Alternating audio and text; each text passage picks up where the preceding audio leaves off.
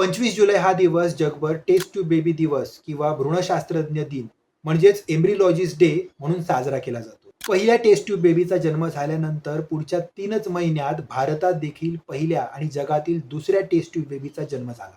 Doctor Subhash Mukherjee यांना भारतातील IVF किंवा टेस्ट ट्यूब बेबीचे जनक म्हणून ओळखले जाते. भारतातील पहिली आणि जगातील दुसरी टेस्ट ट्यूब बेबी म्हणून कनुप्रिया अग्रवाल उर्फ दुर्गा यांना ओळखलं जातं. त्यांचा जन्म 3 ऑक्टोबर 1978 रोजी झाला.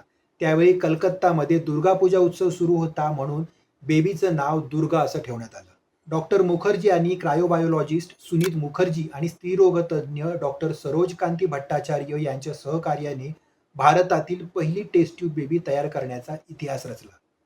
खरं तर डॉक्टर मुखर्जींना IVF प्रयोगाबद्दल कोणालाही कळू द्यायचं नव्हतं, कारण त्याचा परिणाम काय होईल याची कल्पना तेव्हा कोणालाच नव्हती. दुर्गाच्या जन्माच्या वेळी विविध संशोधक, डॉक्टर आणि शास्त्रज्ञांना डॉक्टर मुखर्जी यांचं कार्य खरं वाटलं नाही.